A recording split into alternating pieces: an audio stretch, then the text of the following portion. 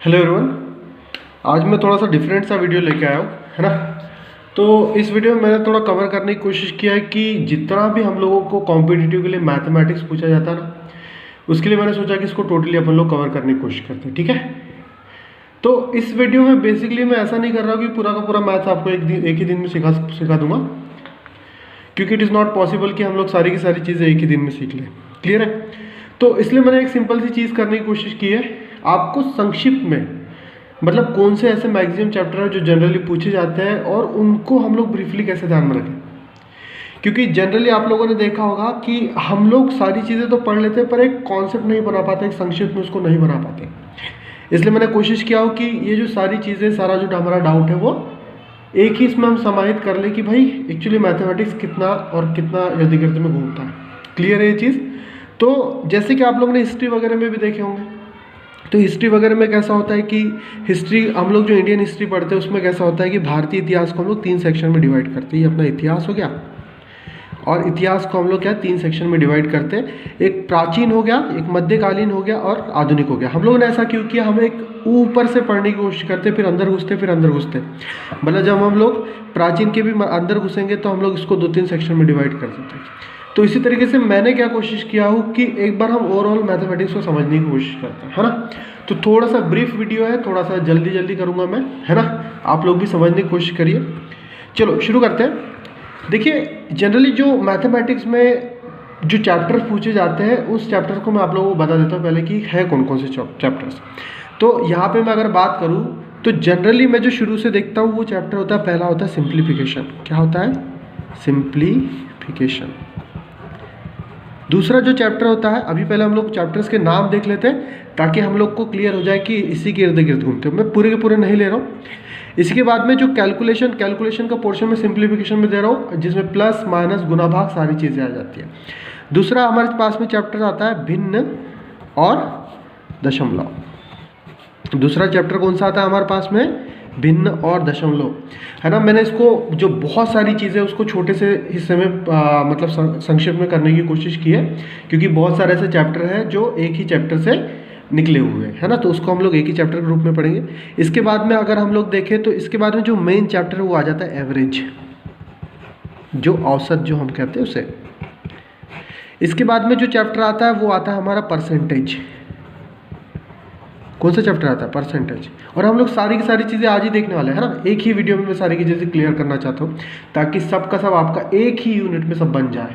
मतलब हम लोग सारी चीज़ें तो पढ़ लेते हैं पर एक इसमें समाकलित कर लेते हैं इसको। चलिए परसेंटेज के बाद में यदि मैं देखूँ तो बड़ा चैप्टर आता है ratio and proportion. Ratio and proportion, है ना, अनुपात समानुपात। क्लियर है। इसके बाद में आता है हमारे पास में सिंपल इंटरेस्ट और एक आता है compound interest. Simple interest and compound interest, ये जितना भी ब्याज वाले चक्कर है, पैसा दे दो ब्याज जो लोग खाते रहते हैं वैसा वाला चीज़। चलिए इसके बाद में आता है हमारे पास में मेन है जो लाभ हानि। इसके बाद में एक चैप्टर आता है हमारे पास में जो है समय एवं दूरी।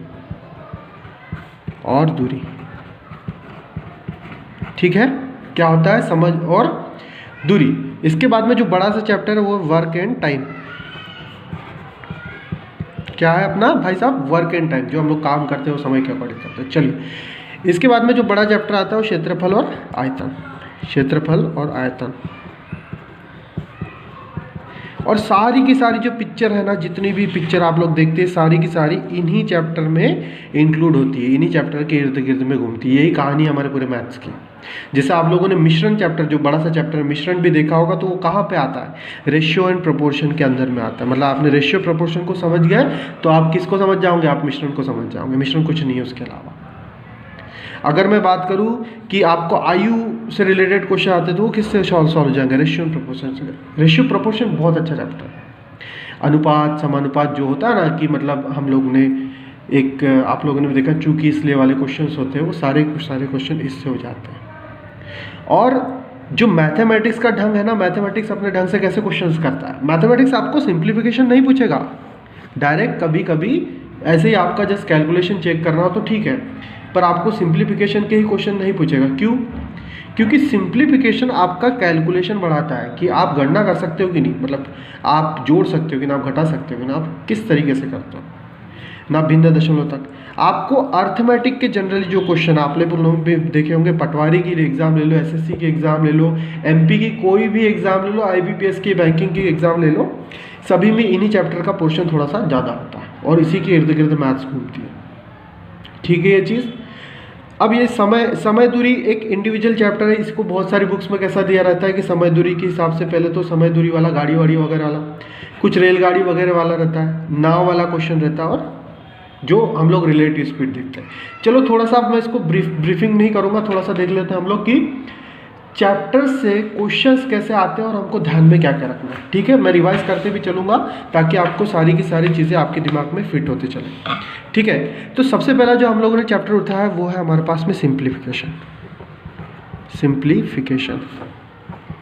सिंप्लीफिकेशन जो चैप्टर है ना, इसको मैं 2-3 सेक्शन में नहीं बांटूंगा, बस सिंपल सी आप लोग चीज़ समझ लो कि आपको 2-3 चीज़ें आना चाहिए, प्लस करना, माइनस करना, गुना करना और भाग करना। क्या क्या आना चाहिए? प्लस करना, माइनस करना, गुना करना, भाग करना, प्लस करना, माइनस करना, गुना करना, भाग करना। यही सिंप्लीफिकेशन का है, टोटली सिंप्लीफिकेशन इसी पे डिपेंड करता है ना। और जो दूसरी चीज़ है इसमें ध्यान रखने योग्य चीज़ है बोडोमास।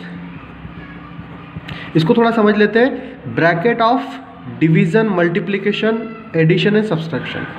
ब्रैकेट ऐसा वाला, ऑफ मतलब ऑफ, इसका मतलब गुना भी होता है, डी मतलब डिवीजन, डिवीजन का साइन ये होता है अपना, एम का मतलब मल्टीप्लिकेशन मतलब गुना, ए का मतलब एडिशन मतलब प्लस, और सब्सट्रैक्शन मतलब माइनस। तो ये जो चीज़ है बोडमॉस एक्चुअली होती क्या है? बोडमॉस मतलब होता है एक सीक्वेंस दिया है कि मतलब आपको बहुत सारे कैलकुलेशन दिए हुए हैं, अब आपको कैलकुलेशन कौन सा पहले करना है। तो आप जो पहला कैलकुलेशन करेंगे वो कौन सा होगा? ब्रैकेट ऑफ, मतलब जो भी ब्रैकेट के अंदर चीज़ दी उसको सबसे पहले सॉल्व करेंगे, है ना। तो जैसे मान के चलिए हमारे पास में एक क्वेश्चन दिया है कि ब्रैकेट गुना, इस साइड में लिख देता हूँ, ब्रैकेट गुना, दूसरा ब्रैकेट दिया है, अच्छा छोड़िए, दूसरा क्वेश्चन ये से लिखता है। जैसे आपके पास में क्वेश्चन दिया है कि ब्रैकेट में लिखा है 3 गुना 2 प्लस 4 भाग में 2 माइनस 1, और ये बड़ा ब्रैकेट दिया है 3 माइनस इस साइड में दिया है। ठीक है ये चीज़। तो बोडमॉस क्या बोलता है? बोडमॉस बोलता है कि सबसे पहले हमें क्या सॉल्व करना? ब्रैकेट सॉल्व करना है। तो हम जब ये ब्रैकेट को देखने गए तो एक अंदर में ब्रैकेट दिखा, तो हम माइनस, गुना, प्लस, 4 भाग, माइनस, इन सभी से पहले क्या करने की कोशिश करेंगे? ये ब्रैकेट को हल, मतलब हम लोग इस चीज़ को अंदर सॉल्व करेंगे। मतलब सबसे पहले हम लोग ने ब्रैकेट खोलने की कोशिश की। क्लियर है ये चीज़? सबसे पहले क्या कर दिया हमने? ब्रैकेट खोलने की कोशिश की। तो ब्रैकेट खोलने की कोशिश की, तो अब हम ब्रैकेट के अंदर घुसे और सबसे पहले हम लोग क्या देखेंगे? इस रूल के हिसाब से, बोडमॉस के रूल के हिसाब से सबसे पहले ब्रैकेट तो होना चाहिए, ऑफ होना चाहिए। ऑफ तो लिखा नहीं है तो हम लोग क्या करेंगे? डी पे आ जाएंगे। अगर ऑफ लिखा होता तो ऑफ की जगह हम लोग क्या रखते हैं? गुना रख देते हैं। क्लियर है चीज़? तो हम लोग सबसे पहले डिवीजन देखते हैं, मतलब भाग करते हैं। तो सबसे पहले मैंने भाग कर दिया, तो भाग क्या हो जाएगा? ये 2 से भाग देंगे, 2 दूनी 4, बाकी साइन वैसे के वैसे मैंने उतार लिया, माइनस का 1, माइनस 2। ठीक है यहाँ तक। और फिर इसके बाद में गुना करेंगे, क्योंकि भाग के बाद हम लोग क्या करते हैं? गुना। डी के बाद डिवीजन के बाद में मल्टीप्लिकेशन, मतलब फिर बाद में गुना करते हैं। तो गुना को देख लें, गुना किन दो के बीच में? 3 और 2 के बीच में। हमेशा ध्यान में रखना, साइन हमेशा लेफ्ट वाला देखा जाता है। इसके साथ में साइन कौन सा है? प्लस वाला। इसके साइड में माइनस का, इसका गुना का, तो इसका गुना होगा। तो मैंने यहाँ पे लिख दिया 3 दूनी 6 प्लस 2 माइनस 1। अभी बाहर का वही चल रहा है, अभी हमने ब्रैकेट खोले ही नहीं, ब्रैकेट के अंदर चल रहा है। इसके बाद में अब देखिए, पहले इसके बाद में गुना के बाद में हमें क्या करना है? गुना के बाद में हमें प्लस करना और फिर माइनस करना है। तो चलिए सबसे पहले प्लस कर देते हैं। 6, 7, 8 हो गया।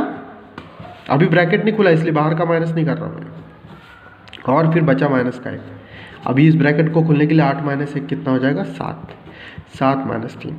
अच्छा, अभी हम लोग आखिरी में पहुंच गए। ये ब्रैकेट खुल के 7 आ गया और बचा कितना? अब दोनों ब्रैकेट में 3 माइनस 7। हमेशा ध्यान में रखना, जब भी माइनस करना हो, माइनस का मतलब क्या होता है? बड़ी में से छोटी घटाना। हमेशा किस में से? बड़ी में से छोटी घटाएंगे। और साइन किसका लगेगा? साइन हमेशा बड़ी संख्या का साइन। माइनस का हमेशा एक रूल होता है कि बड़ी संख्या में से छोटी घटा देंगे, और साइन किसका होगा? बड़ी संख्या का साइन होगा। इतनी चीज़ ध्यान में रखिए। मतलब यहाँ पे यदि 3 माइनस 7 लिखा है तो इसका साइन कौन सा है, लेफ्ट वाला, माइनस का साइन है। तो हम लोग क्या करेंगे, 7 में से 3 घटा देंगे, 4 आ जाएगा। इसका साइन क्या है, साइन नहीं है तो प्लस, तो 7 का साइन है माइनस, तो यहाँ पे आ जाएगा माइनस का साइन। यदि ये अपोजिट में ऐसा होता कि 7 माइनस 3 लिखा होता तो भी हम 7 बड़ी संख्या में से छोटी घटाते, 4 आता, और बड़ी संख्या का साइन प्लस था तो प्लस आता। क्लियर है यहाँ तक चीज़। तो यही हमारा सिंप्लीफिकेशन जो है प्लस माइनस गुना भाग के इर्द गिर्द घूमता है, और उस सिंप्लीफिकेशन में हम लोग BODMAS का यूज़ करते हैं सीक्वेंस में सॉल्व करने के लिए। यहाँ तक चीज़ क्लियर है। चलिए, इसके बाद में हम लोगों ने जो चैप्टर देखा था, इसके बाद में जो हम लोगों ने मेन चैप्टर देखा, तो चैप्टर कौन सा है हमारे पास में, भिन्न और दशमलव। क्या है, भिन्न और दशमलव। बहुत सारे लोगों ने, आप लोगों ने देखा होगा भिन्न और दशमलव के चैप्टर के क्वेश्चन पूछे जाते हैं, तो इसको मैं ब्रीफिंग कर दे रहा हूँ। भिन्न कैसा है ना, भिन्न एक रिप्रेजेंटेशन है, आपने देखे होगा बटे के फॉर्म में लिखा रहता है 1/2, 2/3। इसी चीज़ को क्या कहा जाता है, भिन्न कहा जाता है। और इसी का कन्वर्जन जब आप नीचे की संख्या से ऊपर को भाग दे दोगे तो जो संख्या आएगी उसे क्या कहा जाता है, दशमलव। जैसे मान के चलिए मैंने एक भिन्न लिखा 2/4, और इसको मैंने भाग दे के देखा, तो नीचे की संख्या से ऊपर भाग दूंगा तो जाएगा नहीं, पहली बार 4 0 0 0। अब दशमलव में क्यों लगा रहा हूँ, क्योंकि अब भाग देने के लिए कोई संख्या नहीं है। मतलब अगर छोटे स्प्रे में देखें, 2 से भाग देंगे 4 को, 0 बार जाएगा क्योंकि छोटी संख्या है, तो 0 बार भाग गया, 2 बचा। अब हम लोग क्या करेंगे, 4 से एक कोई नई संख्या इंट्रोड्यूस करने के लिए दशमलव लगाएंगे, फिर यहाँ पे 0 लगा देंगे, 4 5 20। तो यही कन्वर्जन 2/4 किस में कन्वर्ट हो गया, 0.5 में। ये 0.5 क्या है, दशमलव, और 2/4 क्या है, भिन्न है। क्लियर है यहाँ तक चीज़। चलिए, इसमें जो मेन चीज़ है वो है इनका कैलकुलेशन, है ना। तो हम पहले भिन्न का कैलकुलेशन देख लेते हैं। भिन्न का कैलकुलेशन, तो भिन्न का जो कैलकुलेशन है वो कैसा होता है, पहली चीज़ प्लस। हम लोग प्लस कैसे करेंगे, जैसे हमें दो भिन्नों को जोड़ना है, 1/2 प्लस 2/3। इसका सिंपल सा मेथड है, बहुत सारे लोग आपको पता भी होगा। नीचे की संख्या का गुना नीचे कर देंगे, क्या करेंगे, नीचे की संख्या का गुना नीचे कर देंगे, 3 दूना 6। इस संख्या का इधर तिर्यक गुना, इस संख्या का इधर तिर्यक गुना। ठीक है यहाँ तक। तो क्या हो जाएगा, 3 एकम 3 प्लस ये प्लस का साइन जो छुप गया था बेचारा, 2 गुना 2। ठीक है, क्या आ जाएगा, 3 एकम 3, 2 दूनी 4/6। अब हम इसको थोड़ा सा और हल करेंगे तो क्या आ जाएगा, 3 और 4 7/6। तो इसका उत्तर क्या हो जाएगा, 7/6। यही मेथड किसके लिए, माइनस के लिए अप्लाई हो जाएगी। यही मेथड माइनस के लिए अप्लाई हो जाएगी, क्योंकि यहाँ पे बीच में माइनस लगा रहेगा, तो बस इस साइन को चेंज करके आप माइनस कर दीजिए। फिर सेम रूल आएगा, यहाँ पे अगर माइनस है, बड़ी में से छोटी घटा देंगे और माइनस का 1 आ जाएगा। क्लियर है। गुना के लिए देखिए, गुना जब करना हो हमें, गुनाह नहीं करना है, गुना करना है। जिंदगी में गुना मत करते रहो, गुणा करना, मल्टीप्लिकेशन। 1/2 गुना 2/3 करना है, तो हम सिंपली ऊपर की चीज़ों का गुना करके ऊपर लिख देंगे। 2 गुना 1 बराबर 2 एकम 2, ऊपर चल रहा है। तो नीचे की संख्या का गुना करके नीचे, 3 गुना 2, 3 दूनी 6। क्लियर है। तो इसका उत्तर क्या हो जाएगा, 2/6। और यदि भाग करना है, तीसरी आखिरी चीज़ है भाग। तो भिन्न का भाग कैसे करते हैं, जैसे यहाँ पे लिखा 1/2 भाग में 2/3। क्या लिखा है, 1/2 भाग में 2/3। तो आप लोग क्या करिएगा, सिंपल इसको गुना तो आपको आता है, 1/2 ये भाग का चिन्ह बदल जाएगा गुना में, और ये 2/3 हो जाएगा 3/2। बाकी गुना की प्रोसेस सेम है, ऊपर का गुना ऊपर, नीचे का गुना नीचे। अच्छा, गुना करते समय हम लोग नीचे की चीज़ से ऊपर डिवाइड कर सकते हैं, यदि डिवाइड हो रहा है तो। क्लियर है। तो ये क्या आ जाएगा, यहाँ पे कोई तो डिवाइड नहीं हो रहा, 3 एकम 3, 2 दूनी 4। तो यहाँ पे हम लोगों ने 4 मेथड पढ़ लिए।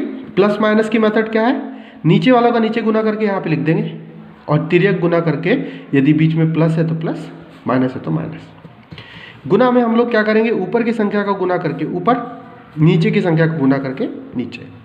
और भाग में हम लोग क्या करेंगे, भाग में सिंपल सा रूल है कि हम लोग जो भाग का चिन्ह है उसको गुना का लिख देंगे, और जो राइट हैंड साइड की जो संख्या है उसको पलट कर लिख देंगे, 2/3 का 3/2 कर से।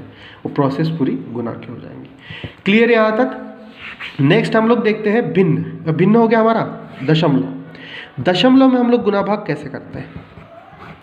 दशमलव में हम लोग को गुना भाग कैसे करना है?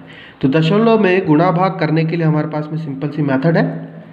पहली चीज़, यदि जोड़ना है, यदि जोड़ना है तो जोड़ने के लिए ध्यान में रखना, जैसे मैंने आपको दिया है क्वेश्चन 0.1 प्लस 1.2 प्लस 32.4। ध्यान में रखना, दोनों के लिए बता रहा हूँ, प्लस और माइनस के लिए, ठीक है? दोनों के लिए बताते थे। हमेशा जब भी प्लस माइनस करोगे तो एक चीज़ ध्यान में रखिएगा कि दशमलव के नीचे दशमलव आना चाहिए। किसके नीचे? दशमलव के नीचे दशमलव, और उत्तर में भी दशमलव के नीचे दशमलव। यहाँ तक ठीक है? फिर हम उसके अकॉर्डिंग संख्या उतारेंगे। 0.1, 1.2। अब 32 लिखना है तो दशमलव को जस्ट लग के 2 ये, और 32.4। 4 2 6, 6 और 1 7। इस संख्या के नीचे संख्या आना चाहिए, ठीक है? और 2 और 1 3 3, 33.7। सिमिलरली यहाँ पर प्लस का साइन था तो माइनस का साइन आ जाएगा। क्लियर है ये चीज़? इसके बाद में आता है हमारे पास में कौन? गुना। गुना करते समय ध्यान में रखिए कि जब दशमलव की चीज़ गुना हो रही है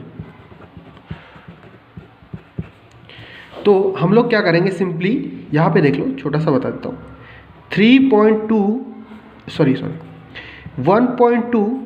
इंटू 0.11, ठीक है? इसको करने के लिए हम लोग साधारण गुना करेंगे पहले। 12 गुना 11, तो ये क्या आएगा? 11 दूनी 22 का 2, हासिल का 2, 11 कम 11 और 2 13, 132 आ गया। मतलब हमने पूरी संख्या समझ ली, पूरी संख्या समझ ली, और दोनों को गुना कर दिया तो कितना आ गया? 132। क्लियर है यहाँ तक? अब यहाँ पे दशमलव था तो हम लोग क्या करेंगे? दशमलव के बाद में एक संख्या इधर देखी, इधर दशमलव के बाद में कितनी संख्या है? 2। किस साइड में देख रहे हैं? राइट साइड में। इधर 1 इधर 2, टोटल कितनी हो गई? 3। तो कितनी संख्या हो गई हमारे पास में दशमलव के बाद में? 3 संख्या हो गई। तो हम क्या करेंगे? इसके राइट एंड से, मतलब इस साइड से गिनना शुरू करेंगे। 1 2 3। क्यों 3? क्योंकि यहाँ पे हमने दशमलव के बाद में कितनी संख्या गिनी थी? तो 3 संख्या है, तो यहाँ पे दशमलव यहाँ आ जाएगा, और यहाँ पे 0.12132। तो यहाँ तक हमारा दशमलव वाली चीज़ में गुना हो गया। क्लियर है ये चीज़? इसके बाद में हम लोग देखते हैं दशमलव संख्याओं में भाग। क्या करेंगे हम लोग? दशमलव संख्या में भाग, ठीक है? तो सिंपली ध्यान में रखिए, जैसे मैंने आपको बोला 1.2 को डिवाइड करना है किससे? 2 से कर देते हैं, ठीक है? तो 2 से ध्यान में रखना, जब भी हमें 1.2 जैसे कुछ दिया है तो हम लोग इसको क्या मानेंगे? पूरी संख्या लिख देंगे 12, दशमलव बिंदु की जगह लिखेंगे नीचे 1, और दशमलव के बाद में जितनी संख्या है उतने 0। ये हमने क्या किया? 1.2 को ऐसा भिन्न के रूप में लिख दिया, और ये बटे में था तो बटे में 2, ये इसके बटे में 2, संख्या 7 में है तो गुना। क्लियर है? मतलब बटे में 2 लिख दिया। अब भाग दे देंगे, 2 छिंग 12, बटे में 10 बचा है, ठीक है? तो अब इसको, जब एक और चीज़ इसमें समझ लो कि 6 के बटे में 10 लिखा है, तो इसका मतलब हमें दशमलव कैसे लगाना है? 1 के बाद में शून्य कितना है? 1। तो हम लोग दशमलव कैसे लगाएंगे? इस साइड से गिनेंगे 6 के 1, और यहाँ लग जाएगा दशमलव 0.6। तो भाग में सिंपल सी चीज़ है, ज़्यादा कॉम्प्लिकेटेड मत समझो इसे। जब भी हमें कोई दशमलव में भाग देना हो तो दशमलव को सबसे पहले क्या करिए? आप या तो इस मेथड को फॉलो करिए जो मैंने देखा है ना, आप इसको रिपीट करना। अच्छा, एक और चीज़ बता देता हूँ। दशमलव में यदि मान के चलो आपको 1.2 को भाग देना था 2 से, है ना, दूसरी मेथड शायद इजी पड़ेगी आपको, तो मैंने क्या किया? 1 में तो भाग जाएगा नहीं, तो 0 बार भाग दिया, तो ये फिर 1 उतार लिया। जैसा हम लोग भाग की प्रोसेस करते वैसा ही फिर ये 2 उतार लेंगे नीचे। क्लियर है? अब जब भी दशमलव के बाद वाली संख्या नीचे उतरेगी वैसे ही उत्तर में दशमलव लग जाएगा, उत्तर में दशमलव लग जाएगा, और ये कितना आ जाएगा? 2 छिंग 12। मतलब हमारा आंसर कितना आ जाएगा? 0.6, है ना। आप दूसरा भी ट्राई कर सकते हो कि 1.32 डिवाइडेड बाय 11। आप लोग क्या करोगे? इस संख्या में भाग नहीं जा सकता। अच्छा, इसको 13.2 ले लेते हैं, ठीक है। 13.2 डिवाइडेड बाय 11। आप लोग क्या करोगे, पहले इन दोनों को भाग देने के लिए 11 एकम 11, इसमें से बच गया 2। फिर हमने दशमलव के बाद वाली, ये दशमलव था, यहाँ पे दशमलव है, इस दशमलव के बाद वाली संख्या को नीचे लाया, दशमलव के बाद वाली संख्या को नीचे लाया, तो ये तो आ गया 2। जैसे दशमलव के बाद वाली संख्या को इंट्रोड्यूस किया तो यहाँ पे भी दशमलव आना चाहिए, ठीक है। तो 11 दूनी 22, तो इसका आंसर क्या हो जाएगा 1.2, ठीक है। तो ये दशमलव की चीज़ थी। दशमलव में हमने 2-3 चीज़ें सीखी। पहली चीज़ हमने दशमलव में देखा कि दशमलव में यदि जोड़ना और घटाना करना हो तो हम दशमलव के नीचे दशमलव बिंदु उतार के आंसर में दशमलव बिंदु उसके नीचे लाते हैं।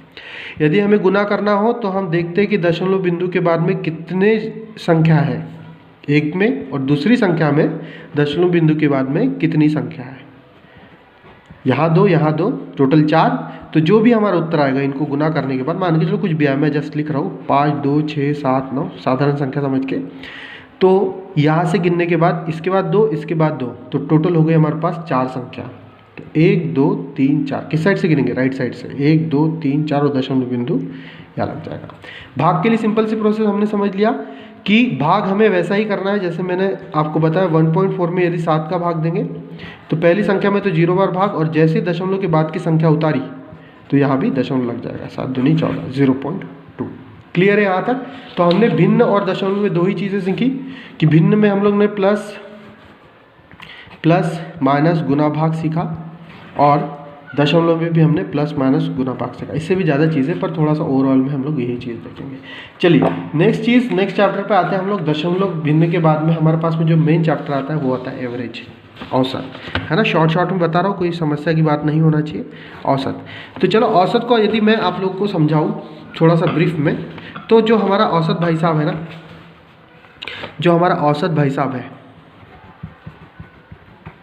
उसका सिंपल सा फॉर्मूला है। एक सिंपल सा फॉर्मूला बता रहा हूँ आप लोग को, योग बटे संख्या। क्या है, योग बटे संख्या। इसी के आधार पर आपके सारे के सारे प्रश्न हल हो जाएंगे। इसी के आधार पर आपके सारे प्रश्न हल हो जाएंगे। योग बटे संख्या में कैसा होना चाहिए, मान के चलिए कोई भी आपको आउटकम दिया है जिसकी संख्या है जैसे 12, 13, 14, 15, तो हम लोग के पास में योग बटे संख्या का मतलब क्या है, हमको टोटल योग करना है, तो हम सभी संख्याओं को जोड़ देंगे। योग क्या आ जाएगा, 12 + 13 + 14 + 15, और बटे में संख्या मतलब हम लोग ने कितनी संख्या से डील किया, 1, 2, 3, 4, तो हमने 4 संख्या से डील किया, 4 से भाग दे देंगे। क्या हो जाएगा ये, इसको जोड़ेंगे, 12, 13, 25, 25, 15, 40, और 14, 54, 54, 4 से फिर भाग दे देंगे, कुछ आएगा, 4 एकम 4, 4 तिया 12, 4 पंचे 20, 13.5। मतलब कुल मिला के ये फॉर्मूला आपको ध्यान में रखना, औसत का फॉर्मूला इसी पे है, योग बटे संख्या। किस पे डिपेंड करता है, टोटली योग बटे संख्या पे। इसी आधार पर आपको जब योग और संख्या दे रखा हो तो औसत निकाल सकते हैं, औसत और संख्या दे रखा है तो योग निकाल सकते हैं, योग और औसत दिया है तो संख्या निकाल सकते हैं। इसी में थोड़ा सा डिफरेंट सा फॉर्मूला आता है, किसके लिए, औसत गति के लिए। बस 2 ही फॉर्मूला है औसत गति के लिए। औसत गति का फॉर्मूला बस इतना होता है, कुल दूरी बटे कुल समय। मतलब आपके पास में जितनी भी दूरियां दे रखी सभी को जोड़ डालो, यहाँ लिख डालो, और कुल समय मतलब जितना भी आपके पास में समय दिया उसको अलग से जोड़ के उससे भाग दे दो। क्लियर है यहाँ तक चीज़ें। तो औसत हमारा 2 ही फॉर्मूले में ख़त्म हो जाता है। क्लियर है यहाँ पे, औसत हमारा 2 ही फॉर्मूले में ख़त्म हो जाएगा। चलिए अब आते हैं हमारे लोग नेक्स्ट चैप्टर पे, ज़्यादा हम लोग क्वेश्चन नहीं डील करेंगे। नेक्स्ट चैप्टर हमारा बोलता है परसेंटेज। क्या है, प्रतिशत। नेक्स्ट चैप्टर हमारा हो जाता है प्रतिशत का। तो प्रतिशत में हम लोग कैसा करते हैं कि यहाँ पे देखो एक चीज़ समझने लायक बात है कि सारा जो प्रतिशत है, प्रतिशत किस पे डिपेंड करेगा, 100 पे। हम लोग किसके आधार पर निकालते हैं, 100 के आधार पर ही प्रतिशत को ज्ञात करते हैं। तो प्रतिशत को 100 के आधार पर ज्ञात करने के लिए हम लोग क्या करते हैं, एक फॉर्मूला एक ये है, जब आपको 2 चीज़ें हैं प्रतिशत को अगर समझे तो, एक है प्रतिशत मतलब हम सारी चीज़ें 100 के बेस पे डील कर रहे हैं, और उसी के साइड में चलती है उसकी रियल वैल्यू। क्या चलती है, रियल वैल्यू। क्लियर है ये चीज़। तो जब हमको प्रतिशत निकालना हो, तो ध्यान में रखना जिसका प्रतिशत निकाल रहे है ना, जिसका प्रतिशत निकाल रहे हैं बटे में जिसमें से निकाल रहे हैं गुना 100। जिसका प्रतिशत निकाल रहे हैं जिसमें से निकाल रहे हैं वो बटे में आएगा, जिसका निकाल रहे हैं ऊपर आएगा गुना 100। तो हम जैसे मान के चलो, मैंने बोला एक क्वेश्चन आपको 40 200 का कितना प्रतिशत है, कितना प्रतिशत है, कितना प्रतिशत है, क्या पूछा है, प्रतिशत पूछा है, कितना प्रतिशत है, क्या पूछा है, प्रतिशत पूछा है। तो हम फॉर्मूला लगाएंगे प्रतिशत का।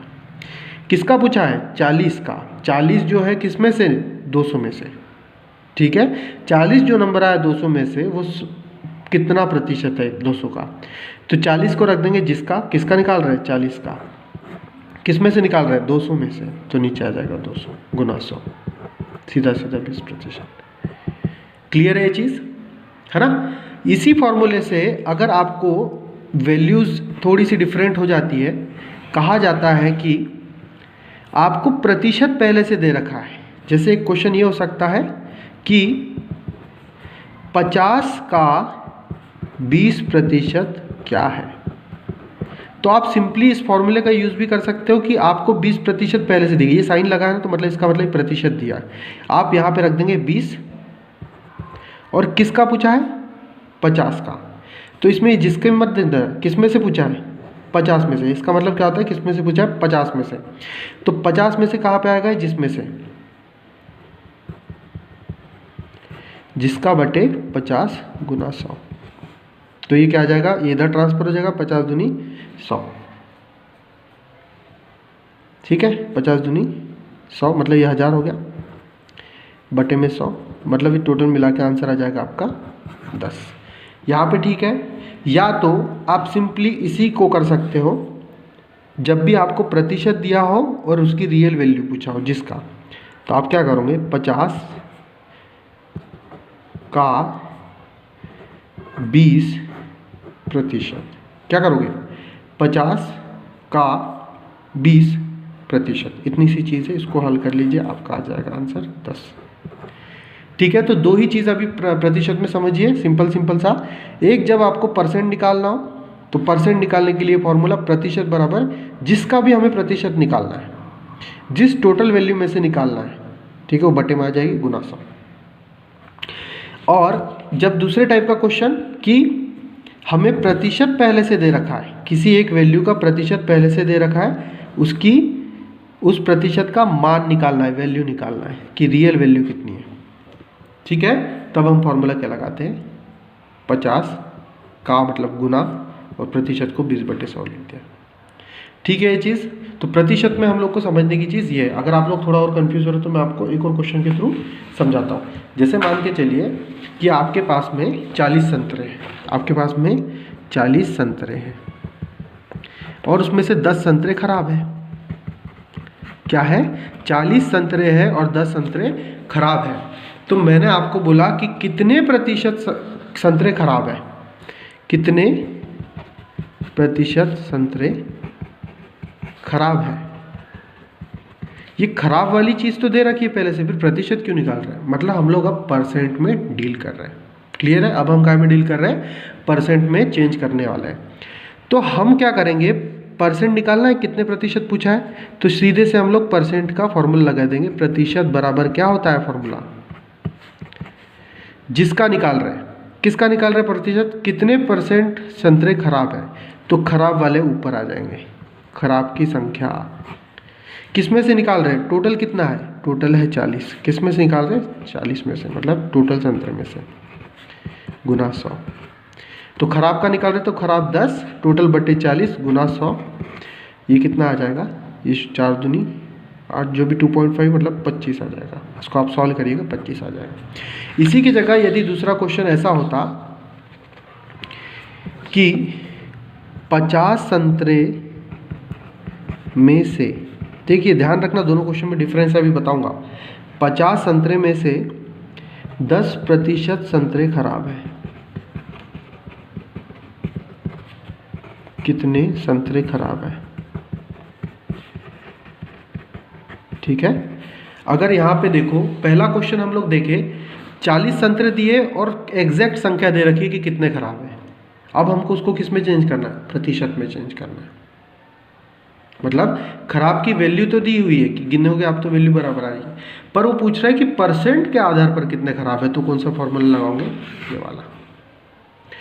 अगर आपको परसेंट में वैल्यू दे रखी है 10%, परसेंट लगा है साइन, ये लगा है, परसेंट में साइन लगा हुआ है, और उसकी रियल वैल्यू पूछ रहा है, तो रियल वैल्यू के लिए आप क्या करोगे, 50 का 10% है खराब, 50 का 10% है खराब। तो 50 का मतलब गुना 10%, 10% बराबर खराब। तो ये कितना हो जाएगा, थोड़ा बहुत सॉल्व करेंगे तो 5 दाम 50 मतलब 500/100, तो कितना आ जाएगा ये 5। तो 5 संतरे खराब है। तो इस तरीके से हम लोगों ने प्रतिशत को 2 हिस्सों में बांटा, मतलब 2 तरीके से हम लोग इसको सॉल्व कर सकते हैं। इस तरीके से हमने देखा। चलिए, प्रतिशत के बाद में जो हमारे पास में नेक्स्ट चैप्टर आता है वो आता है हमारे पास में कौन सा, प्रतिशत के बाद में हम लोगों ने देखा था रेशियो एंड प्रोपोर्शन।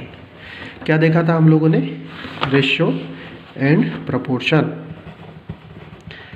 तो सिंपल सी बात करता हूँ रेशियो की, है ना। रेशियो को हम लोग अगर समझे तो रेशियो क्या है, बेसिकली डिवाइडेशन। मतलब हम लोग क्या करें, 2 वैल्यू दे रखे और दोनों के हम लोग कंपेरिजन करते हैं, तुलना करते हैं, उसी को क्या कहा जाता है, रेशियो कहा जाता है। जैसे एक वैल्यू दे रखी है 40 और दूसरी वैल्यू दे रखी है 35। अब हम लोग को कंपैरिजन करना है, तो इसका सिंपल सा रेशियो में कन्वर्ट करने के लिए 40 डिवाइडेड बाय 35, यही इसका रेशियो का फॉर्मेट होगा।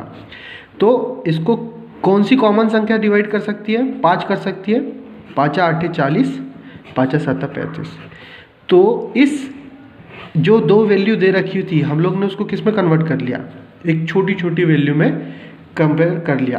कि यदि हम लोग ने कंपेयर कर लिया कि यदि कोई वैल्यू 7 है तो उसका दूसरी वैल्यू क्या हो जाएगी, 8 हो जाएगी, है ना। मतलब जस्ट एक कंपैरिजन, जस्ट इसको समझो कि रेशियो कैसे निकाला जाता है, ठीक है। अब रेशियो के आधार पे ना क्वेश्चन करने का कुछ तरीका होता है। इस चैप्टर से बहुत सारे क्वेश्चन निपट जाते हैं। जैसे मान के चलिए कि मैंने आपको क्वेश्चन दिया, जैसे पहला क्वेश्चन देखते हैं कि यदि 3 दोस्त हैं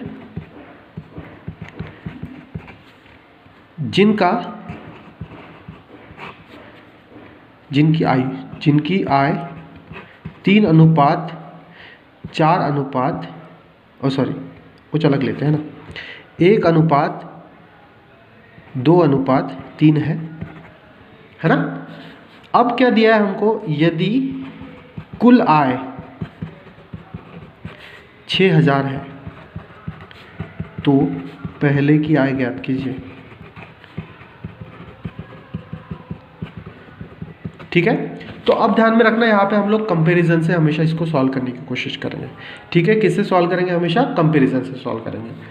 तो ध्यान में रखिए, इस एक साइड में चलेगा रेशियो वैल्यू, किसकी वैल्यू चलेगी, रेशियो वैल्यू, जैसे हमने परसेंट में चला रहे थे परसेंट की वैल्यू, और दूसरे साइड में चलेगी रियल वैल्यू, ठीक है, रियल वैल्यू। तो चलिए देखते हैं। ये मान लो 3 दोस्त है ABCD, है ना, ABCD कुछ भी मान लो, ABC मान लो। रियल में पहले दोस्त की इनकम कितनी हम मान लेते हैं, 1 रुपया, 1 है तो 1 रुपया। बी की रेशियो में बी की 2 और सी की 3, ये क्या है, रियल है क्या, नहीं, हमने माना है हमारे तरीके से कि हमको सॉल्व करना है, इसलिए चलिए। तो 1 2 3 हो गया। अब देखते हैं कि यहाँ पे तो रियल में पता नहीं हमें, A की वैल्यू क्या है, B की वैल्यू क्या है, C की वैल्यू क्या, नहीं पता हमें। पर हमको रियल में एक चीज़ दे रखी है 6000, 6000 क्या है, तीनों की कुल आय। तो हम लोग रियल में जानते हैं कि तीनों का जब कुल करेंगे A + B + C तो क्या आएगा, 6000, ठीक है। अच्छा, यहाँ पे दिया है 6000, दोनों का तीनों का योग, यहाँ पे देख लेते तीनों का योग क्या है, 1 + 2 + 3 कितना आ जाएगा, 3 2 5 और 1 6, क्लियर है। तो हमें क्या करना होता है, जनरली ज़्यादातर जो क्वेश्चन होते हैं रेशियो के, तो हम लोग रेशियो वाली चीज़ को अलग सॉल्व कर लेते हैं और रियल में जो चीज़ दी है उसको भी देख लेते हैं। तो रियल में हमारे पास में योग दिया था, रेशियो में भी हमने योग निकाल लिया। हम सीधा सीधा क्या करेंगे, यहाँ पे इसको कंपेयर कर लेंगे, क्योंकि A + B + C की वैल्यू यहाँ 6 आ रही है, क्योंकि ये हमने माना हुआ था और a प्लस बी प्लस सी की रियल वैल्यू क्या है 6000 है। तो हम लोग क्या देख लेंगे यहाँ से कि 6 का मान यदि 6000 है तो हमें जो भी क्वेश्चन में पूछा है कि पहले क्या है, क्योंकि हमने 6 को माना था और हमको रियल में पता चला कि उसके मान क्या है 6000, तो हमने जो माना है 1 उसका मान क्या होगा, जो हमने माना है 1 उसका मान क्या होगा। यदि 6 जो हमने माना था वो तो 6000 निकला, तो 1 जो मैंने माना वो क्या है, क्योंकि 1 क्या है ए की वैल्यू है ना। तो हम लोग उसको फाइंड आउट कैसे करेंगे, सिंपल सा क्वेश्चन मार्क को रखते हैं यहाँ पर, 1 का गुना करते इधर और 6 को ले जाते हैं बटे में। क्लियर है, 1 का गुना करते हैं 6000 में, 6000 गुना 1 और बटे में ले जाते हैं 6 को, तो ये आ जाएगा सिंपल सा 6 कम 6 0 0 0। क्लियर है, फिर से एक और बार समझा देता हूँ, थोड़ा फास्टली समझाऊंगा। हम लोग को रेशियो में जनरली इसी टाइप के क्वेश्चन आते हैं, इस पे आप आयु वाले भी कर सकते हो, कुछ भी कर सकते हो सिंपली। तो यहाँ पे मैंने आप लोग को दिखाया कि रेशियो दे रखा है 1:2:3, क्या दे रखा है, एक की इंडिविजुअल कुछ ना कुछ आया होगी, हमको नहीं पता, पर उसने रेशियो को कन्वर्ट करके क्या लिखा है 1:2:3। ठीक है ये चीज़, पर हमको रियल में आय पता है क्या कितनी है, नहीं पता। तो उसने क्या बताया, एक चीज़ हमें हिंट दे दी कि यदि कुल आय, उसने क्या किया कुल आय बता दी हमको कि कितनी है भाई 6000, तो मतलब उसने एक रियल वैल्यू का एक पॉइंट दे रखा है हमको। तो हमने 2 सेक्शन में डिवाइड कर लिया, रेशियो की वैल्यू और रियल वैल्यू। तो रेशियो की वैल्यू को हमने लिख लिया, जो वैल्यू दे रखी है ए का मान 1, बी का मान 2 और सी का मान 3, है ना, ये चीज़ है 1 2 3 यहाँ पे। और हमने इधर साइड में तो नहीं पता थी हमें आए, पर यहाँ पे तीनों का योग पता था, तीनों को हमने 6000 लिख लिया। चलो, तो हमने देखा कि इधर साइड में तो कोई वैल्यू दे रखी योग की, तो चलो एक काम करते, इस साइड में भी योग कर लेते। तो योग करने पे 6 आया, ये तो हमने माना था, ये जो जितनी भी रेशियो की वैल्यू है सब मानी वाली है ना, ये जो 1 2 3, क्योंकि एग्जैक्ट नहीं है भाई, कुछ भी हो सकती है 12000 13000। पर हमको एक चीज़ समझ में, योग करने पे जो मैंने माना था वो 6 है, तो यहाँ पे योग करने पे वो 6000 है। तो मैंने कंपेयर कर लिया कि भाई ये 6 जो मैंने माना था वो तो असलियत में 6000 निकला, तो भाई जो 1 है जो मैंने माना है वो असलियत में कितना निकलेगा। और इसको सॉल्व करने की छोटी सी ट्रिक, क्वेश्चन मार्क को रख दो इधर, नीचे का गुना ऊपर, ऊपर का नीचे, नीचे का गुना ऊपर और बटे में 6, तो रेशियो यहाँ पे ख़त्म हो जाता है। और भी छोटी छोटी चीज़ें आपको रेशियो कन्वर्जन का, तो रेशियो कन्वर्जन को मैं अभी इंक्लूड नहीं कर रहा हूँ। ठीक है, बस इतना समझ लीजिए कि रेशियो को हम लोग निकालते कैसे। तो रेशियो निकालने का मैंने एक छोटा सा फॉर्मूला लगाया था, सीधा सा है, जैसे मैंने आपको 2 वैल्यू कोई भी दे रखी हो, 20 और 15 का अनुपात निकालिए, तो आप क्या करोगे, सीधा 20/15, दोनों को समान वैल्यू से डिवाइड करना है। 5 से डिवाइड करता हूँ, 5 चौक 20, 5 तिया 15, कितना आ जाएगा 4:3। इसको लिखने का तरीका ऐसा है। क्लियर है यहाँ पे। अच्छा हाँ, रेशियो में एक छोटी सी चीज़ छूट गई, अच्छा बता देता हूँ अभी। नहीं हो गया है ना, हो गया। चलो मैं भूल गया था, ये तो क्वेश्चन में ही तो सारी चीज़ इंक्लूड हुई। चलिए, तो रेशियो वाली चीज़ यहाँ पे हो जाती है ख़त्म। रेशियो के बाद में हम लोग पहुँचते हैं हमारे प्यारे सिंपल इंटरेस्ट की तरफ। किसकी तरफ, सिंपल इंटरेस्ट, जिसे हम क्या कहते हैं, साधारण ब्याज, है ना। सिंपल सा फॉर्मूला साधारण ब्याज का, ब्याज बराबर मूलधन गुना दर गुना समय बटे 100। क्या है सिंपल सा फॉर्मूला, मूलधन गुना दर गुना समय बटे 100, मूलधन गुना दर गुना समय बटे 100, मूलधन गुना दर गुना समय बटे 100। ये क्या है, ब्याज। अच्छा, होता क्या है, जैसे मान के चलो एक डील हो रही है, मैंने आपको कितने रुपए दिया, मैंने बोला कि ये ले भाई 1000 रुपये रख, तू मजा कर, है ना। कितने साल के लिए दिया, मैंने बोला आपको एक काम कर 2 साल के लिए रख, कितने के लिए, 2 वर्ष के लिए। पर मैंने एक डील रख दिया कि भाई देख 1000 रुपये तो तू ले रहा है, 2 वर्ष के लिए रख भी रहा है, पर जैसे ही 1 साल खत्म होगा तो मैं इस पर जितनी भी तेरा अमाउंट है उस पर 10% ले लूँगा। मतलब ये तो अमाउंट लूँगा ही लूँगा, और कितना ले लूँगा, उस पर 10% लगा के लूँगा। 1 साल में, कितने साल में, 1 साल में, मतलब 2 साल में कितना, 20%। तो सिंपल सी चीज़ है, जो मैंने आपको पैसे दिया वो क्या कहलाता है, मूलधन। जितने समय के लिए, जितने वर्ष के लिए दिया वो कितना है, समय। और जिस रेट पे दिया, जिस परसेंट की रेट पे दिया, वो क्या होता है? दर, है ना। तो सिंपल सा, जब मैं आपको बोलूँगा कि 2 साल के बाद ब्याज कितना हो गया, ब्याज तो समझते हो, जितना हम लोग पैसा लेते हैं ना उधार, तो वो लोग क्या करते हैं, जिससे हम लोग उधार लेते हैं, वो लोग क्या करते हैं, कुछ एक्स्ट्रा पैसा हमको देने के लिए लगाते हैं। तो वो जो एक्स्ट्रा पैसा है वो क्या कहलाता है? ब्याज कहलाता है ना। ब्याज तो आप लोग जानते ही होंगे यार, है ना। किसी दोस्त भाई को, तो दोस्त भाई क्या करते हैं, पैसा लेते हैं और भग जाते हैं, और फिर उससे पूछो भाई मेरे पैसे, तो वो क्या करता है, कौन से पैसे, है ना। तो दोस्तों को नहीं देता, दोस्तों पे ज़्यादा ब्याज लगाना, दोस्त लोग लेके भग जाते पैसे।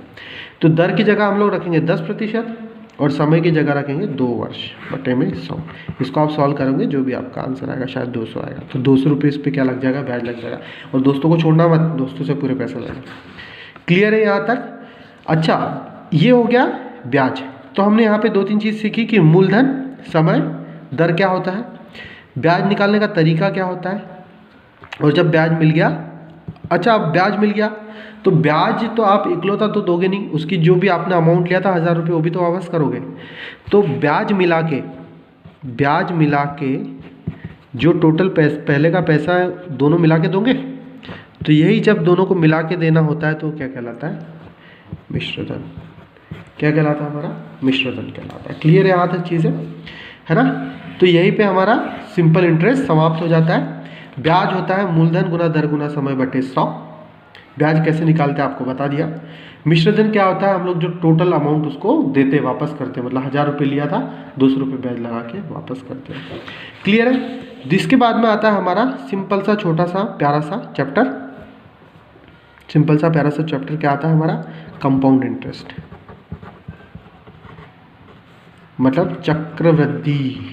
अरे यार दिख नहीं रहा क्या? चक्रवृद्धि ब्याज मतलब क्या होता है? ब्याज पर ब्याज लगना। ये क्या कहलाता है? कंपाउंड इंटरेस्ट या चक्रवृद्धि। मतलब पहले के इसमें जितना ज़्यादा लूटना चाहते थे तो वो लोग क्या करते थे? सिंपल नहीं लगाएंगे भाई, सिंपल में बड़ा सिंपल हो रहा है, तो हम लोग क्या करते हैं? सिंपली चक्रवृद्धि लगा देते हैं, है ना। कि मतलब जो तुम्हारा 100 रुपये हो रहा था, अच्छा उस पर और 10% लगा दो। ये होता है कंपाउंड इंटरेस्ट, मतलब पैसा ज़्यादा लेना। अब कंपाउंड इंटरेस्ट में एक छोटा सा फॉर्मूला आपको बता देता हूँ, मिश्रधन का। यहाँ पे डायरेक्ट मिश्रधन का फॉर्मूला है, यही फॉर्मूला याद रखो, बाकी पचड़ों में नहीं पढ़ना। P इंटू पी भी छोड़ो, मूलधन तो समझ गए थे जब 1 प्लस दर बटे 100 की घात समय। ये फॉर्मूला रट लो। कंपाउंड इंटरेस्ट का फॉर्मूला रट लो भाई। कंपाउंड इंटरेस्ट में मिश्रधन का मूलधन गुना 1 प्लस दर बटे 100 और इन सभी की घात समय। मतलब पिछले ही क्वेश्चन में अगर अपन देख ले तो ये कितना था? 1000 रुपये। 1000 रुपये मूलधन था तो 1000 रख दिया मैंने। 1 प्लस दर कितनी थी? 10% और समय कितना था? 2 वर्ष। ठीक है, सीधा सीधा हम लोग फॉर्मूले में रख देंगे तो हमें सीधा सीधा क्या आ जाएगा? मिश्रधन आ जाएगा। किसमें सॉल्व करेंगे तो 1000। इसको हल करके बता देता हूँ आपको। ये हम लोगों ने हल किया, 0 से 0 कट गया। भिन्न को हम जब सॉल्व करते तो आपको बताया था बट्टे में 1 रहा, मतलब कुछ नहीं है तो बट्टे में 1, नीचे का गुना नीचे, 3 गुना 10 से कम 10, 1 का गुना 1 प्लस 1, ये घात 2, ये 10 और 1 11, 11 बटे 10 स्क्वायर 1000। ठीक है। अब वर्ग होता है तो दोनों जगह वर्ग कर देंगे। 11 का वर्ग होता है 121 और 10 का वर्ग होता है 100 बटे 1000। एक चीज़ हमेशा ध्यान में रखना भाइयों, ये जो वर्ग घनमूल है ना, सारे रट लो। आपको मैथ्स आना, सिर्फ ये चीज़ जरूरी नहीं कि भाई मैथ्स आ जाता है तो ठीक है, नहीं, आपको स्पीड में मैथ्स आना चाहिए, क्योंकि बैंकिंग में, एसएससी में और भी जितने भी एग्जाम है आपकी स्पीड चेक होती है। आपको सिर्फ मैथ्स आना नहीं चाहिए, आपको मैथ्स बहुत फास्ट गति से आना चाहिए, तीव्र गति से। और तीव्र गति कैसे आती है? जिसको फॉर्मूले याद है, जिसको पहाड़ याद है, जिसको वर्ग याद है, जिसको घन याद है, वो क्या करेगा? सीधे वैल्यूज देखें, वैल्यूज दिमाग में, बस उसी के आसपास का आंसर लगा देगा। ये 0 से 0 कट गया भाई साहब, बचा 12 10 और ये 0 था तो गुना हो गया 1210। ये क्या आया? मिश्रधन। क्या आया भाई? मिश्रधन। मिश्रधन 1210 आया। मूलधन 1000 था, मतलब 1000 रुपये लिया और 1210 रुपये दिया, तो एक्स्ट्रा कितने दिया? 210। एक्स्ट्रा कितने दिया? 210 दिया ना। 1210 वापस किया था और लिया था 1000, मतलब एक्स्ट्रा दिया ये 210। तो ब्याज कितना हो गया? ब्याज हमारा हो गया 210। क्लियर है? तो दोनों को देख लिया हमने। सिंपल इंटरेस्ट का एक फॉर्मूला होता है मूलधन गुना दर गुना समय, मूलधन क्या होता है, जो हम पैसा लेते हैं, समय क्या होता है, जितने समय के लिए लेते हैं, और दर क्या होती है, वो प्रतिशत में जो दिया होता है। क्लियर है यहाँ से?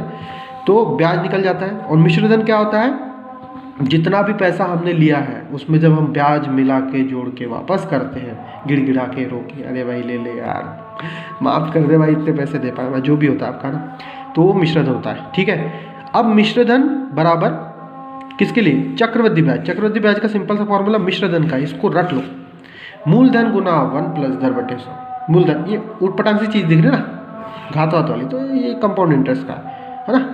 लिख के मत जाना, पकड़ कर लेंगे तो कभी ज़िंदगी में एग्जाम दे नहीं पाओगे, याद करके जाना। तो मूलधन गुना ये जो ब्रैकेट में 1 + दर बटे 100 की घात समय। ठीक है, सॉल्व करोगे तो क्या आएगा, मिश्रधन आएगा। मिश्रधन आएगा, क्या आएगा, मिश्रधन, ब्याज नहीं आएगा, मिश्रधन आएगा। और मिश्रधन से फिर हम लोग ब्याज निकाल सकते हैं मूलधन घटा के। क्लियर है यहाँ तक चीज़ें? तो यहाँ पे हमने इंटरेस्ट वाली चीज़ हटा दी, मतलब हमको किसी में इंटरेस्ट नहीं रहा। इंटरेस्ट रखना भी मत, ज़्यादा इंटरेस्ट लेने से लोग बहुत भाव खाते हैं, है ना। चलिए, इसके बाद में हम लोग जो चैप्टर देखने वाले हैं वो है समय और दूरी। समय और दूरी, समय और दूरी बहुत प्यारा चैप्टर है, इसमें कुछ नहीं है। समय तो आपको पता है, जो हमारे घड़ी में चलते रहता है, बहुत समय बहुत बलवान है, समय किसी के लिए नहीं रुकता, आप लोगों ने सुना होगा, है ना। और समय के हिसाब से जिसने चल लिया ना, वो बहुत दूर तक पहुंच गया। इसलिए ध्यान में रखो, अभी आप लोगों के पास बहुत समय है, अभी आप किसी न किसी उम्र में होंगे, एग्जाम दे रहे हो, तो आगे आपके समय से आगे निकल चुके आगे एज वालों से कभी पूछ के देखना भाई, तो वो हमेशा बोलेगा समय की वैल्यू कर, अभी पढ़ ले, किसी के चक्कर में मत पड़। किसी के चक्कर में पड़ गया तो ना समय रहेगा, ना वैल्यू रहेगी, ना तू रहेगा, ना वो रहेगी, है ना। तो अभी पढ़ लो, अभी मेहनत कर लो। मेहनत एक बार करनी होती जीवन में, आप पे डिपेंड करता है कि आप अभी मेहनत करके बाद में घिसना चाहते हो, या अभी घिस के बाद में मजे करना चाहते हो। अरे सॉरी कुछ गलत बोल दिया। बोलने का मतलब सिर्फ इतना सा है कि आप अभी मजा करके बाद में ज़िंदगी भर घिसते रहना चाहते हो, या अभी मेहनत कर लेना चाहते हो, घिस लेना चाहते हो, और सक्सेस के बाद में मजा करना चाहते हो। ये आप पे डिपेंड करता है। क्लियर है? तो आप लोग डिसाइड कर लो। ये तो अभी हम लोग समय दूरी पढ़ रहे हैं ना। दूरी तो दूरियां बनाए रखना चाहिए, जितनी ज़्यादा दूरियां बना रहे उतना टेंशन होता है, ऐसा कहते हैं लोग। पर जितना लोगों से दूर रहोगे ना, जितना इंडिविजुअल अकेले में रहोगे, तो उतना मजा आएगा। चलो, समय दूरी बेसिक आप लोगों को पता होना चाहिए कि जनरली कैसा होता है कि हम ट्रैवल करते हैं, गाड़ी से जाते हैं, जिससे भी जाते हैं, तो कुछ ना कुछ समय लगता है और कुछ ना कुछ दूरी कवर होती है। दूरी मतलब जैसे 2 स्टेशन हो गए, लखनऊ हो गया, दिल्ली हो गया, तो इसके बीच की दूरी। इस चैप्टर में जो सबसे महत्वपूर्ण है वो होता है फॉर्मूला चाल बराबर दूरी बटे समय। ये तो सभी ने रटा होगा यार बचपन से, चाल बराबर दूरी बटे समय, चाल बराबर दूरी बटे समय, चाल बराबर दूरी बटे समय, है ना। तो होता क्या है, जैसे आपके पास एक क्वेश्चन है और यही फॉर्मूला, सिंपल सा फॉर्मूला, रट डालो इसको। यही फॉर्मूले के हिसाब से हम लोग क्या करेंगे, सारी चीज़ें हल करेंगे। तो यदि मैंने आपको बोला कि आप गाड़ी लेके जा रहे हो और आपने 50 किलोमीटर की दूरी तय कर ली, कितनी की, 50 किलोमीटर की, और आपको टाइम लग रहा है 1 घंटा, है ना।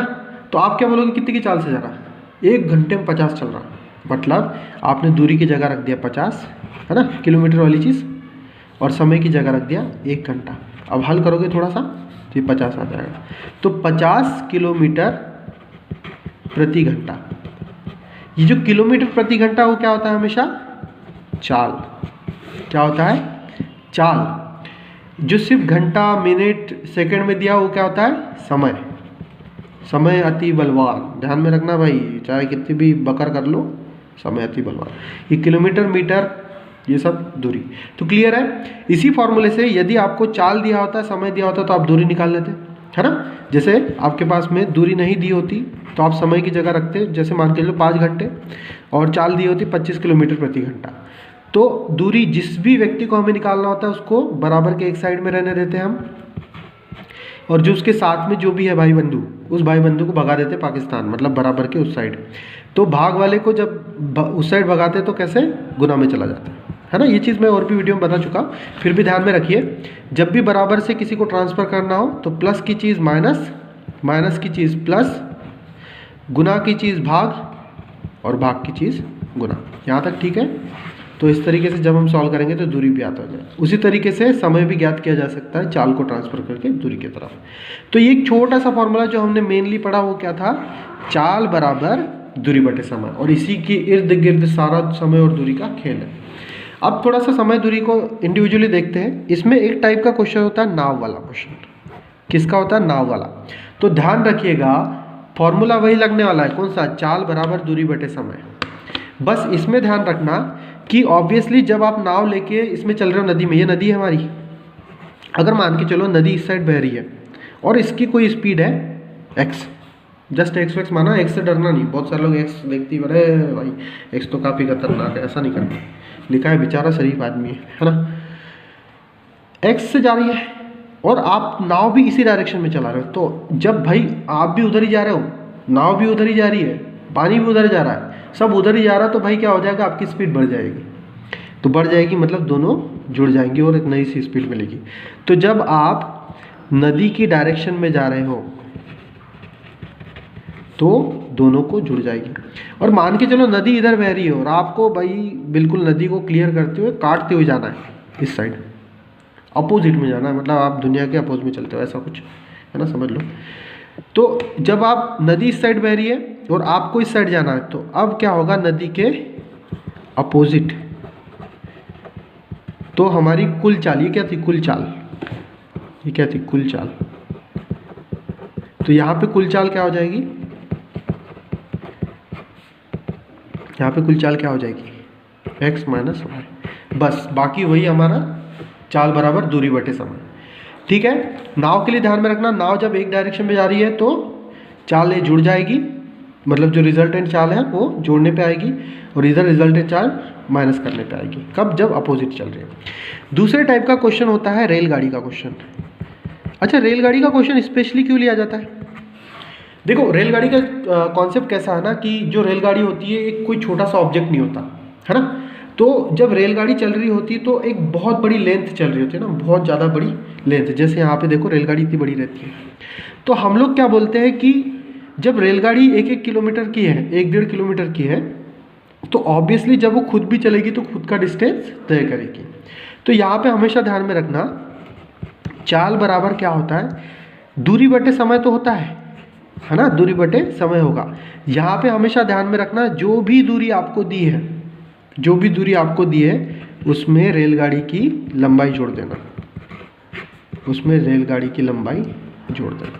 अब वो दूरी कुछ भी हो सकती है, आपके प्लेटफॉर्म की दूरी हो सकती है, आपकी 2 पॉइंट के बीच की दूरी हो सकती है। जब भी आपको चाल निकालना हो, आप दूरी में रेलगाड़ी की लंबाई जोड़ देना, बस खत्म। इसके अलावा कोई खेल नहीं है रेलगाड़ी का, यहाँ पे रेलगाड़ी खत्म हो जाती है।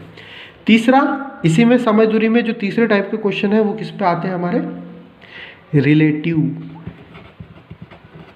रिलेटिव गति, है ना। रिलेटिव गति का हिंदी मुझे नहीं पता, पर देख लेते हैं।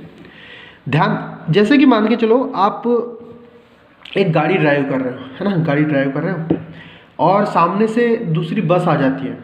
तो जब आप चलते रहते हो ना, तो बस सामने से आती है, तो आपको कैसा लगता है कि भाई बस बहुत ही ज़्यादा तेज़ी से गुजर रही है, मतलब ऐसे झक्कने से निकलती है ना, बहुत ज़्यादा तेज़ी से निकलती है। तो ध्यान में रखना कि हम भी एक डायरेक्शन में जा रहे हैं और सामने से आ रहा है। तो जब हम अपोजिट डायरेक्शन में दो लोग जा रहे होते हैं, हाँ, रिलेटिव मतलब सापेक्ष, जब दोनों अपोजिट डायरेक्शन में जा रहे होते हैं तो क्या होता है, गति का योग, मतलब क्या होता है, x प्लस वाई। दोनों गति क्या होगी, जुड़ जाएगी, मतलब टोटल चाल क्या होगी, x प्लस वाई। क्यों होगी, क्योंकि हमको सामने वाला तो आते दिखेगा, मैं भी जा रहा हूँ, तो मेरे को लगेगा यार ये मेरी स्पीड को जोड़ते हुए ये भी आ रहा है, सरने से निकल रहा है, ठीक है। और यदि सेम डायरेक्शन में जाएगा तो क्या होगा, x माइनस वाई। खत्म, समय दूरी खत्म। क्लियर है, समय दूरी को समझ लेते हैं फिर से। सिंपल सा फॉर्मूला, बेसिक सा जो हर जगह पे लगने वाला, वो कौन सा है, चाल बराबर दूरी बटे समय। कौन सा, चाल बराबर दूरी बटे समय। अब इसमें स्पेशल केस कौन सा आता है हमारे पास में, नाव का। पहला केस आता है नाव का। तो नाव यदि पानी की दिशा में ही चल रही, नाव भी अपना फोर्स लगा रही, पानी भी उसी दिशा में, तो दोनों की चालें जुड़ जाएगी। अगर नाव को अपोजिट में जाना है, किसके, पानी के, तो क्या होगा, माइनस हो जाएगा। क्या हो जाएगा, माइनस हो जाएगा। दूसरा रेलगाड़ी में ध्यान रखना कि जब भी दूरी लोगे तो दूरी में क्या जोड़ दोगे, रेलगाड़ी की लंबाई जोड़ दोगे, खत्म। रेलगाड़ी की लंबाई जोड़ देना, तो टोटल दूरी आपकी जो भी होगी वो आ जाएगी, है ना। टोटल दूरी क्या आ जाएगी, रेलगाड़ी की लंबाई जोड़कर। फिर वही फॉर्मूला, चाल बराबर दूरी बटे समय। तीसरा होता है सापेक्ष गति या रिलेटिव मोशन, जिसको हम कहते हैं। तो उसमें ध्यान में रखिए, जब सामने से वाला आ रहा है अपोजिट में, थोड़ा सा देखना, नदी वाले में और रिलेटिव में थोड़ा सा डिफरेंट है। नदी वाले में जब साथ में जाते तो जुड़ते हैं, रिलेटिव में जब साथ में जाते तो माइनस होते हैं, है ना, दोनों में अपोजिट है, ध्यान में रखना। क्लियर है यहाँ पे? तो यहाँ पे हमारा समय दूरी खत्म होता है। अच्छा, एक चैप्टर मैंने बोल दिया था, बट मुझे लगता है कि वो चैप्टर नहीं लेना चाहिए, थोड़ा सा कॉम्प्लिकेटेड है। मैं आपको थोड़ा इंडिविजुअली वो चैप्टर समझाऊंगा, वो चैप्टर छोड़ रहा हूँ, वो है वर्क एंड टाइम, उसी में नल और टंकी भी आता है। हम लोग देखते हैं अब आखिरी चैप्टर हमारे पास में, क्षेत्रफल और आयतन। तो यहाँ पे देखो बेसिकली कैसा है,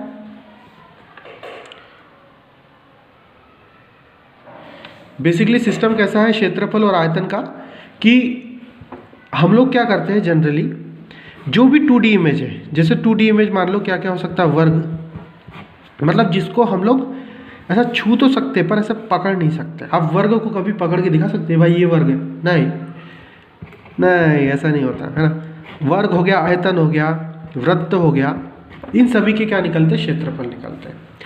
और कुछ चीज़ें जिन्हें हम पकड़ सकते हैं, जिन्हें छू सकते हैं, उनका क्या निकलता है? आयतन निकलता है। तो आयतन का के लिए क्या कहता है? घन, घनाभ और क्या होता है? गोला।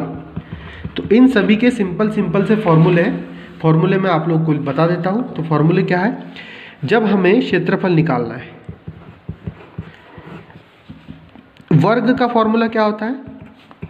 भुजा गुना भुजा। वर्ग दिखता कैसा भाई साहब? ऐसा दिखता है, मतलब जिसकी सारी भुजाएं समान हो। तो भुजा, ये भी समान है, ये भी समान है, भुजा गुना समान भुजा। आयतन, तो सॉरी आयत, तुझे याद कर लिया है आयत की तरह। तो आयत में क्या होता है? एक छोटी भुजा रहती है, एक बड़ी। तो बड़ी भुजा लंबाई कहलाती है और छोटी भुजा चौड़ाई कहलाती है। क्लियर है? तो आयत का क्षेत्रफल क्या होता है? लंबाई गुना चौड़ाई। ठीक है ये चीज़। और वृत्त का क्षेत्रफल क्या होता है? पाई आर स्क्वायर। क्या होता है? पाई आर स्क्वायर। ये आर मतलब हो गया उसकी त्रिज्या, यहाँ से लेके यहाँ तक की दूरी। और वृत्त का क्षेत्रफल क्या होता है? पाई आर स्क्वायर, मतलब आर का गुना आर में करेंगे, गुना पाई। पाई की वैल्यू क्या होती है? 22/7 या फिर 3.14, वही सेम चीज़ है। इसके अलावा त्रिभुज, है ना, ज़्यादा लोग को देखेंगे, त्रिभुज को देख लेते हैं। 1/2 लंबाई गुना चौड़ाई। होता कैसा है त्रिभुज? ऐसा होता है। तो त्रिभुज में ये होती है उसकी ऊंचाई है, लंबाई गुना ऊंचाई, है ना, ठीक है। तो ऊंचाई क्या होगी? ये, और ये लंबाई। तो ये हो जाएगा हमारे त्रिभुज का क्षेत्रफल। क्लियर है? अब देखते हैं आयतन। तो आयतन के कुछ फॉर्मूले हैं। पहला होता है घन। घन कैसा होता है ना, पासा देखा होगा आपने, पासा ये ऐसा कुछ होता है जिसमें सारी की सारी जो डायमेंशन है समान होती है ना, दिख तो रहा होगा, ये सब सेम है, ये इसके बराबर है, ये इसके बराबर है, ये इसके बराबर है, सब बराबर है। तो घन का आयतन क्या होता है? जो भी एक भुजा है उसका घन, मतलब भुजा को 3 बार गुना करेंगे। ऐसा ही होता है घनाभ। घनाभ में क्या होता है? सारी भुजा समान नहीं होती, ये होता है समान, पर ये थोड़ा सा लंबा होता है ना, ये थोड़ा सा लंबा होता है। तो इसमें लंबाई, चौड़ाई और ऊंचाई क्या आ जाता है? लंबाई, ये लंबाई हो गई, ये चौड़ाई हो गई, ऐसा कुछ, और ऊंचाई, मतलब तीनों डायमेंशन है। तो घनाभ का आयतन क्या होगा? लंबाई गुना चौड़ाई गुना ऊंचाई। क्लियर है यहाँ पे? तीसरा हमारे पास में आता है बेलन। बेलन, जिनकी शादी हो गई होगी उनको तो पता ही होगा, बेलन पढ़ते हैं ना, हमने तो मम्मी मारती होगी। तो बेलन होता है ऐसा, ये देखो ऐसा, मतलब समझ जाओ, है ना, थोड़ा सा ही गोल है, इधर से चिपका है ना। तो इसकी कुछ ना कुछ त्रिज्या होती है जिसको हम बोलते हैं आर, और इसकी कुछ ना कुछ ऊंचाई होती है जिसको बोलते हैं एच। तो इसका जो आयतन होता है पाई आर स्क्वायर एच। पाई की मान तो मैं बता चुका हूँ कितना होता है? 3.14 या 22/7। तो ये पाई आर स्क्वायर एच। ठीक है। उसी तरीके से एक होता है शंकु। शंकु ये इसी का भाई होता है, थोड़ा सा बस डिजाइन में। वो आपने आइसक्रीम वगैरह खाए थे बचपन में, अभी भी खाते होंगे भाई, अभी कौन सा मना करके रखा है। ये एच है और इसकी त्रिज्या कितनी? आर। तो इसका जो आयतन होता है 1/3 पाई आर स्क्वायर एच। क्लियर है? ये सभी फॉर्मूले हैं, आप लोग इसके स्क्रीनशॉट लेके पूरा रट डालिए। है ना, क्षेत्रफल और आयतन का। और बस कुछ नहीं है, क्षेत्रफल आयतन में सिंपल सा आपको फॉर्मूला लगाना होता है, फॉर्मूला लगा के आपका क्लियर आंसर आ जाता है। तो यहाँ पे समझने वाली बात क्या है कि हम आयतन इन सभी का निकाल सकते हैं, क्षेत्रफल इन सभी का निकाल सकते हैं। और एक चीज़ होती है परिमाप, एक छोटा सा चीज़ है, जगह भी बची है ना, देख लेते हैं परिमाप क्या होता है। जैसे देखो मैं सिंपल सी चीज़ बता रहा हूँ कि हमने बनाया वर्ग, जब हमको सिर्फ ना ये डिस्टेंस देखनी है किसकी, डंडियों की डिस्टेंस, मान के चलो 1 मीटर है, 2 मीटर है, 3 मीटर है, 4 मीटर, तो 1 + 2 + 3 + 4, तो ये क्या कहलाता है, परिमाप, है ना। जो बाहर की जो आउटलाइन है उसको जब हम गिन लेंगे तो उसका टोटल क्या हो जाएगा, परिमाप हो जाएगा। क्लियर है। पर यदि हम लोग इसके बीच का जो एरिया है, बीच का जो ये पोर्शन है, इसको जब कैलकुलेट करेंगे तो ये क्या कहलाता है, एरिया या क्षेत्रफल। तो उसके फॉर्मूले हमने अलग से लिख लिए। क्लियर है ये चीज़। और जब इसी को हम लोग थोड़ा 3D में बना देते हैं कि भाई अब हम इसको छू सकते हैं, ये बाहर निकाल रहा हूँ, बाहर साइड समझ जाना, पेपर के बाहर निकाल, ये मैंने पेपर के बाहर निकाल दिया। तो अब जो इतना पोर्शन भरा हुआ है वो क्या कहलाता है, आयतन।